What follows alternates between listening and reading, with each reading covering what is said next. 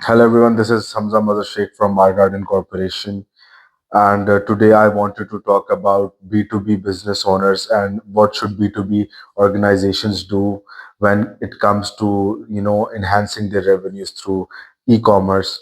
What should manufacturers or processors or wholesalers should do when it comes to enhancing their revenues, increasing their revenue, scaling their businesses through e-commerce, how it should be done, what kind of measures should they take, and what is the ideal way to proceed given this current era of financial crisis, recession, and how the global trade has at this very moment a lot of firms are not generating revenue as they're supposed to quite some time back.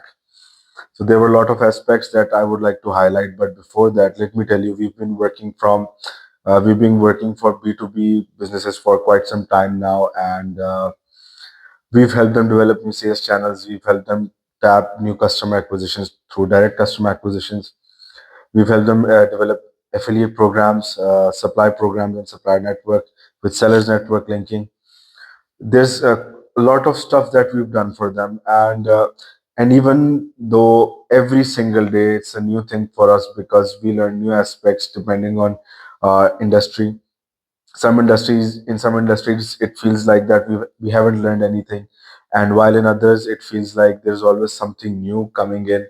And it's always, I believe that never can one person learn everything. It's always you learn everything, you learn new thing every day, and I believe that's how things should be. That's how good businessmen and entrepreneurs should do. They should learn something new every day, and our work has allowed us to learn and something new every day. So let me start by saying that B2B businesses now have, their nature has changed. There was a time that where people used to have physical outlets in big markets where there was huge foot traffic, and B2B customers would come in, they would act as a walk-in customer, and they would buy, they would negotiate. uh, but given this idea, in current times, in current status quo, things have changed. A customer, let me give you an example. If a customer is coming to buy something from you, any kind of product on wholesale, and they have this whole itinerary in their mind before coming on into your market and buying something from you. Let me give you an example. I'm a retailer and I sell like 10 sorts of products in my shop, and I have to go to the larger market and I have to buy uh, all those 10 products in bulk. So before coming, I would set up my itinerary. And when I set up my itinerary, I've made up my mind that, okay, these are the 10 sellers potentially from whom I would buy 10 of my products in bulk. It's not that he or she would just go in the market and find new shop product sellers every day or every week or every month or like twice a month, and then he would engage in new acquisitions. They would always go to the ones they know. They always go to the ones who already have acquisitions with them. Now, in 95% of the cases. Okay, so an exception can be made when uh, they are unable to complete their product portfolio from a certain seller, and then they have to just change the little pen, and then they would go to someone else to complete their product portfolio.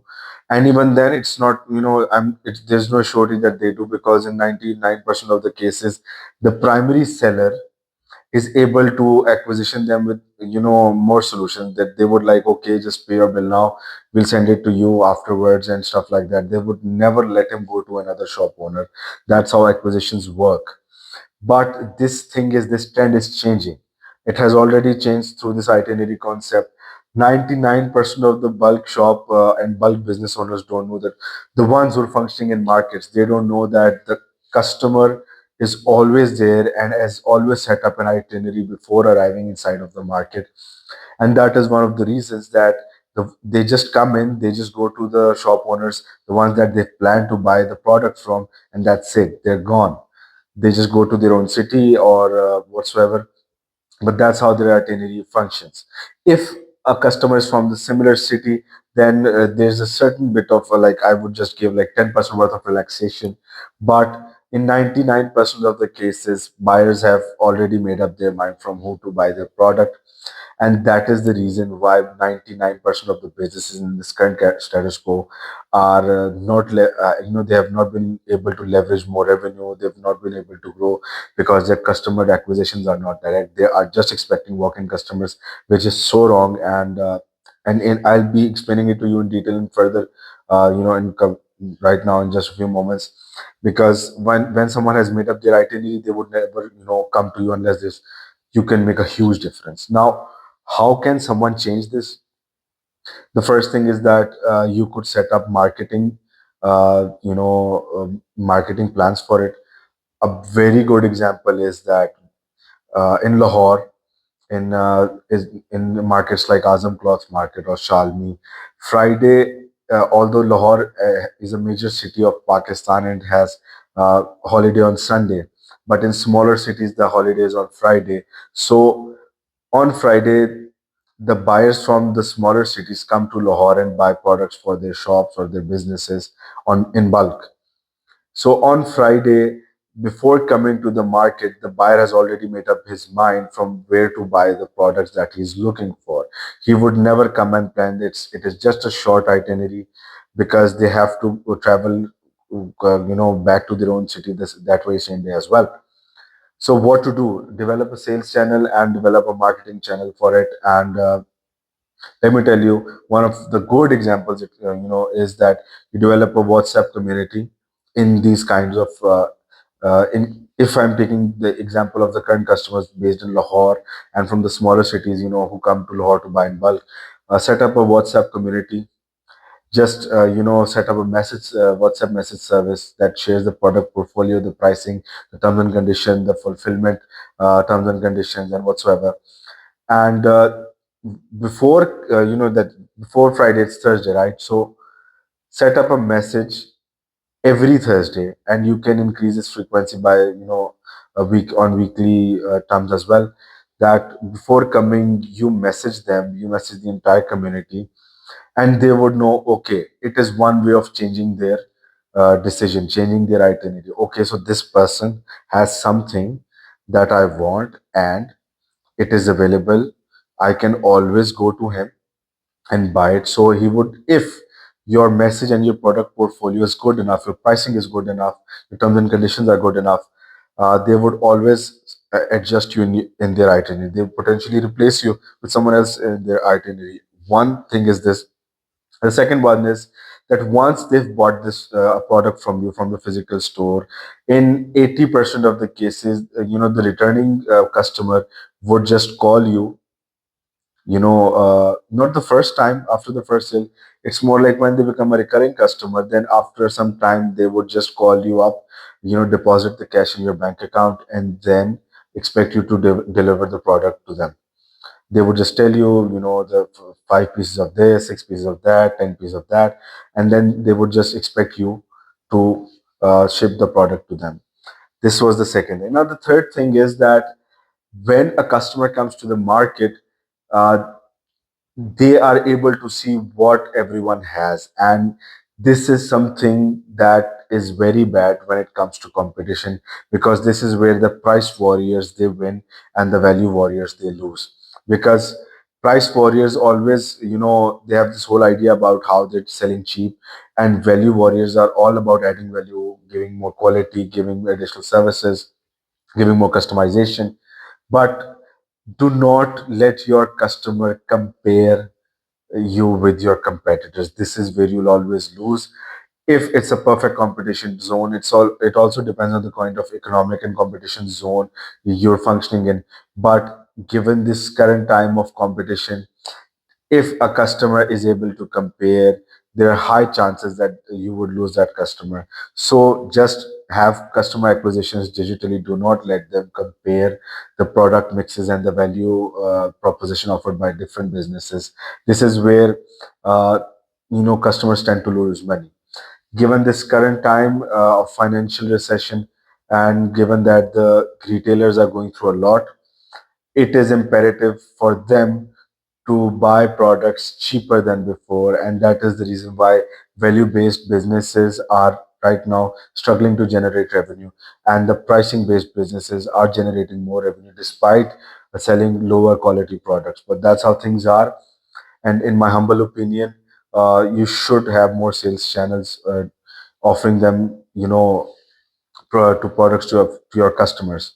In addition to that, in my humble opinion, there were numerous more things that I would wanted suppliers, manufacturers, and wholesalers to know so that they can scale their businesses. The first one is R&D.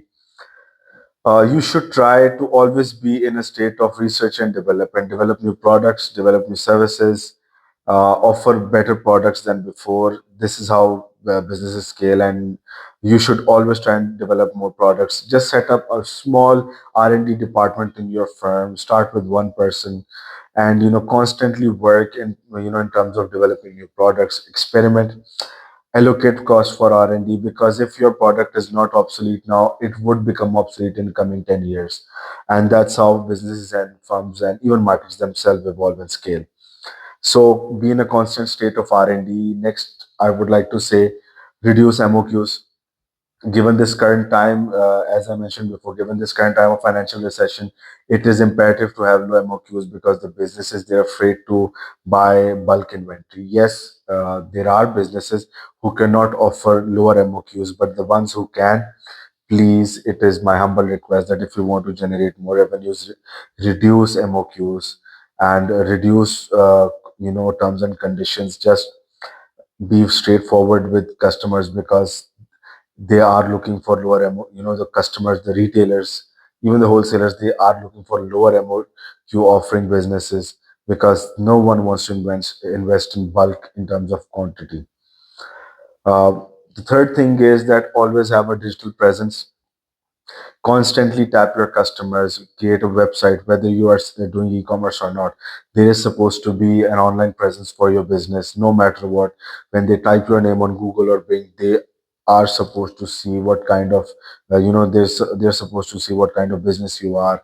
And you have this, they're supposed to see your digital presence. And even it should be interactable, interact with your customers digitally. Offer, this community idea, this is very nice if analyzing the markets here in Pakistan. And it also happens in in China, in Indonesia. It happens globally as well. It happens in USA, Canada as well. That they've created communities and they're selling products. It's not just restricted to Pakistan or the South Asia, but or the subcontinent. That this happens globally. So one of the reasons can be this. There are more technical ways of customer acquisition, but that is something for another time.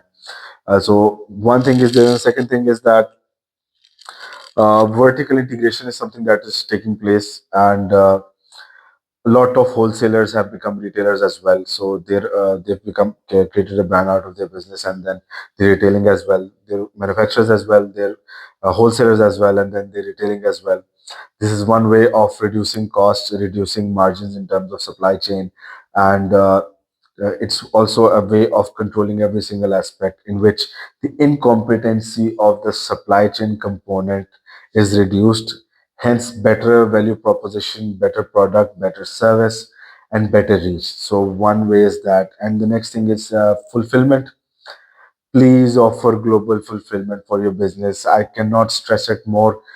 Please offer global fulfillment, because it is imperative to tap your customers globally. If you're a business, you have lots of goods to sell, it is imperative that you can deliver your product globally, no matter how, whether it needs a export license for it or an import license for it, whatsoever.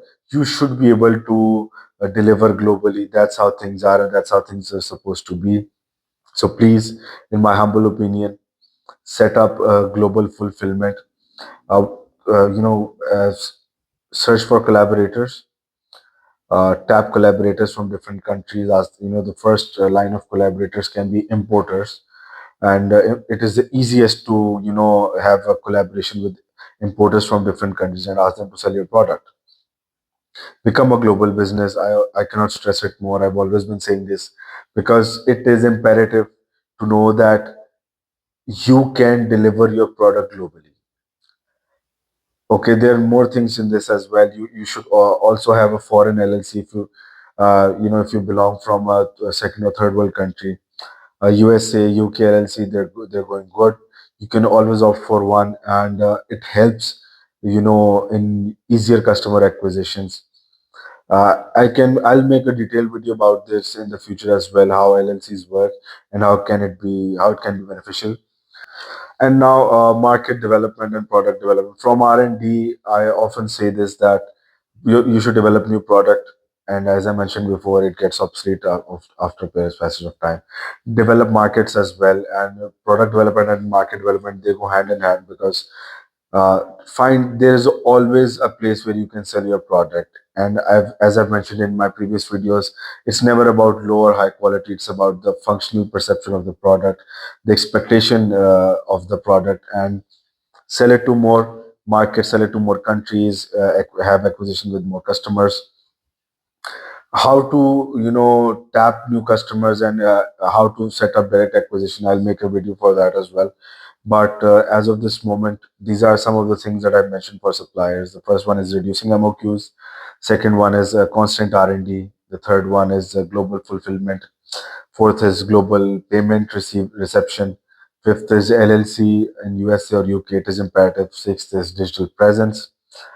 Seventh is market development. I've explained all of them, and I hope that I've answered questions to some of the queries that I've received, and I hope that I've provided with more information than the queries asked. And anyone from my viewers who wants consultation for their business, even if it's a running business and they don't know how to scale it, or they're just starting up, they can always consult us.